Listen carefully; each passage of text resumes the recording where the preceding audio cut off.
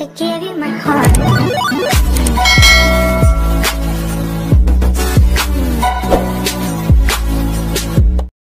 Hello everyone, मैं हूँ रिया और स्वागत है आप सभी का मेरी YouTube channel Fashion Mantra with Riya में। तो आज की इस क्लास में मैं आप सभी को बताने वाली हूँ कॉटन फैब्रिक का टेक्सचर हमें कैसे इलस्ट्रेट करना चाहिए, कौन कौन सी बातें हैं जिनका हमें ध्यान रखना चाहिए, और इलस्ट्रेशन के फैब्रिक टेक्सचर को पहले आपको किस तरह से सीखना है, फिर उसके बाद आपको जो भी आपकी क्रोकी है या टेम्पलेट है उस पर किस तरह से इस इफ़ेक्ट को शो करना है। तो सबसे पहले हम इसका बेसिक सीखते हैं, किस तरह से इस टेक्सचर को हम क्रिएट करते हैं।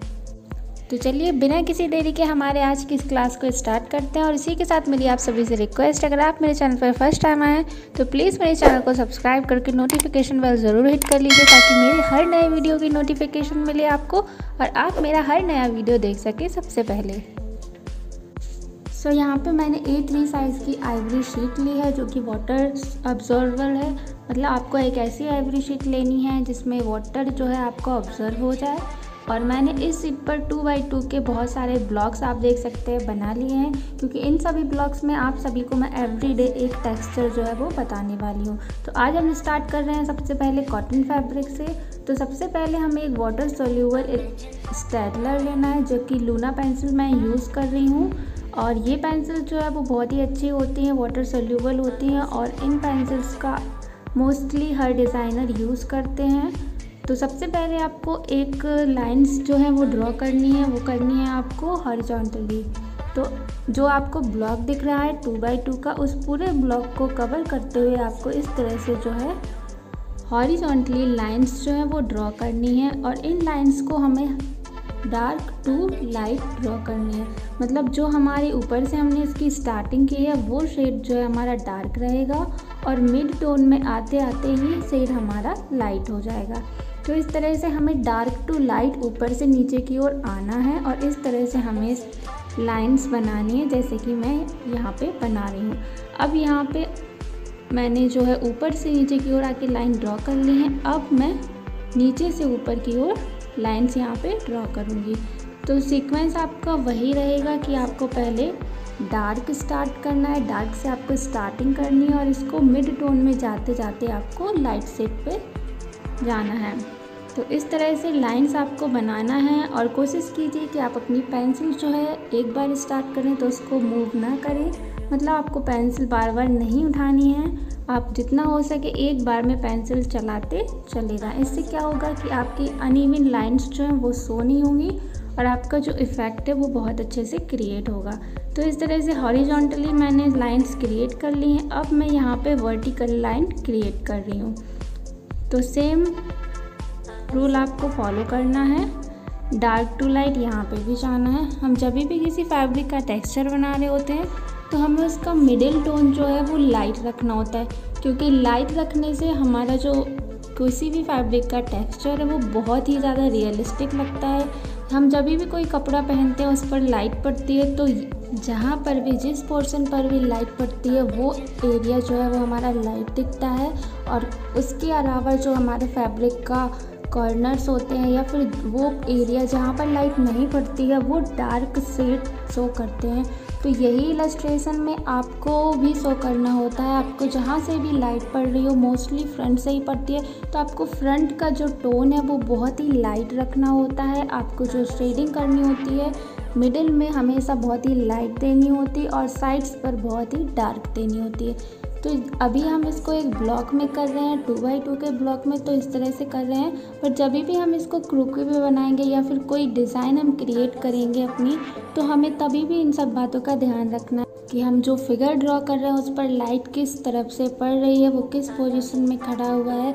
जिस भी पोजीशन पे खड़ा हुआ है, जिस पोजीशन पर लाइट पड़ रही है वहाँ पे हमें एकदम लाइट इफेक्ट देना है। और जो भी उसके एजेस जहाँ पर लाइट नहीं पड़ रही है वहाँ पे हमें डार्क शेड यूज़ करना है। तो इस तरह से जो है रियलिस्टिक लुक देते हैं हम अपने इलस्ट्रेशन के टेक्सचर को बनाने में। अब यहाँ पर मैं एक फ्लैट ब्रश लूँगी और उसको वाटर से फिल कर लूँगी और इस तरह से हमें जो हमने ब्रश लिया है उसको इस तरह से मूव करना है। बहुत ही इसमें अच्छे से मूव करना है। कोशिश यही करें कि पैचेस ना आए जब आप ये मूव करें, तो इसीलिए फ्लैट ब्रश का यूज़ किया जाता है। और मैं यहाँ पे 7 नंबर ब्रश यूज़ कर रही हूँ। आप कोई भी नंबर यूज़ कर सकते हैं, इससे बड़ा या इससे कम, बट कोशिश यही करें कि आप कोई 6 नंबर से ऊपर का ही ब्रश यूज़ करें। तो इसको मैंने अच्छे से वेट था तो अब मैंने इसको ड्राई कर लिया। और जब ये ड्राई हो जाए अच्छी तरह से, गीले पेपर पे आपको बिल्कुल भी इस तरह से स्ट्रोक्स नहीं लेने हैं। आपका जब पेपर बहुत अच्छे से सूख जाए तब उस पर आपको स्टेडलर लेना है और उस स्टेडलर को जो है वो बहुत ही शार्प कर लेना है, यानी एकदम अच्छे से उसकी जो पेंसिल की नोक है वो अच्छे से शार्प होनी चाहिए। और इस तरह से हमें स्ट्रोक देने हैं। हॉरिजेंटली पहले हम इस पर स्ट्रोक देंगे और स्ट्रोक जो है वो हम सीधे देंगे। हमारे स्ट्रोक वो है तिरछे नहीं होने चाहिए। और थोड़ा सा जो गैप है वो भी हम बहुत ही कम लेंगे, बहुत ही माइनर सा गैप लेंगे।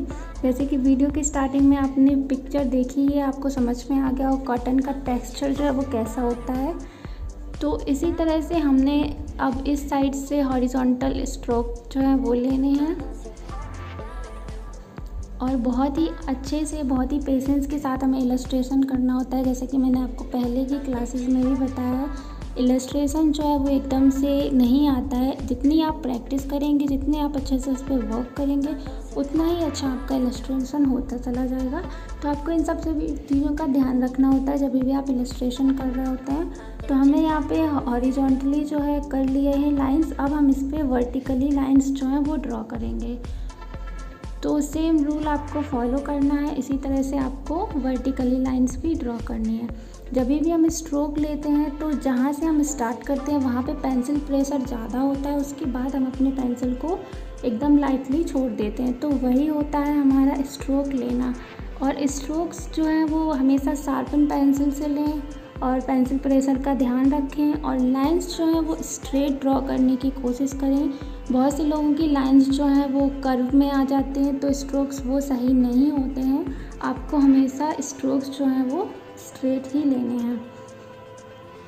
सो यहाँ पे हमारी हॉरिजॉन्टल वर्टिकल दोनों लाइंस हमने कंप्लीट कर ली और ये हमारा कॉटन का टेक्सचर जो है वो रेडी हो चुका है। सो इसी तरह से आप लोग भी बनाएं। इसका बेस देख सकते हैं आप, एकदम लाइट है और आपको जो है वाइट स्पेस भी दिख रही है जो कि कॉटन फैब्रिक में दिखती है।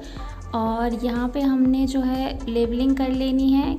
आप अपनी जो भी शीट बनाएं आप उस पर कर लें। मैं आपको बस एक डेमो दे रही हूँ कि इस तरह से आप जो भी फैब्रिक बनाएं उसकी इस तरह से आप लेबलिंग कर सकते हैं।